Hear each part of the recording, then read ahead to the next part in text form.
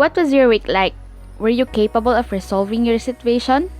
Did you manage to sort things out? Have you tried the time management techniques we discussed last week? If so, how effective was it? Comment down below. If you haven't already, don't panic. We have 5 more time management strategies to recommend. I'm excited to share it with you. So let's get started, and don't forget that here in AskPen, you always can. Number 5 on our list is the Rapid Planning Method, or RPM. Created by Anthony Robbins, RPM aims to transform your thinking by causing you to focus on what is truly important. That is, the result that you want. It also focuses on the reasons why you want it. Constructing a flexible plan to achieve it is the next step. Robbins makes a distinction between real progress and merely checking things off your to-do list. RPM thus aims to be more than just a time management system. It fosters personal fulfillment through the experience of your life journey. Number 4 is the Pareto Analysis, also called as the 80-20 rule.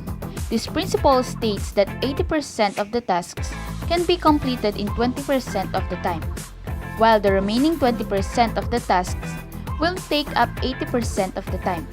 In other words, 20% of your work will constitute 80% of your achievements. Tasks that fall into the former category should therefore be given a higher priority, and doing so will help to increase productivity. This principle is a useful tool for you to analyze where your time is currently spent and subsequently determine where it could better be directed to ensure time is spent wisely. The analysis also encourages users to search for simpler and easier methods that are less time-consuming to complete each task. Number 3 is the Important Urgent Matrix, popularized by Stephen Covey's The 7 Habits of Highly Effective People. This 2x2 matrix is another method to help users manage their time more effectively. On one axis, users clarify tasks that are important and not important. Urgent and not urgent tasks go on the other axis. The result is 4 quadrants. Tasks that are important and urgent, important but not urgent, not important but urgent, and lastly, not important and not urgent. Naturally, we tend to focus on tasks that are urgent. This could include some calls, interruptions, or distractions. It's hard not to reach for your phone when it blinks with a new message. The matrix helps to distinguish tasks that are truly urgent and important, which should be attended to. On the other hand, we tend to neglect important but not urgent tasks. These include exercise and vacation planning. Covey recommends that we focus on this quadrant to achieve effectiveness. Number 2. Getting Things Done, or GTD. The GTD method, developed by David Allen, starts by getting the user to write down all the things he wants or needs to do, and then break them into smaller actionable items. The smaller tasks are finished immediately, and the bigger tasks are divided into smaller ones to start completing now. Because the tasks are recorded externally, this method works first by focusing attention on the task itself rather than on recalling them. The organization of tasks, for example grouping together similar tasks, allows them to be easily managed. It also reduces anxiety, which is all too common feeling when swamped with hundreds of things demanding our attention.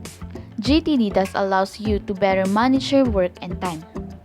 The last on our list is the Pomodoro Technique, developed in the late 1980s by Francesco Cirillo. The Pomodoro Technique is centered on the idea that work should be broken down and completed in intervals, separated by short break. That is, you work for 25 minutes, then take a 5 minutes break.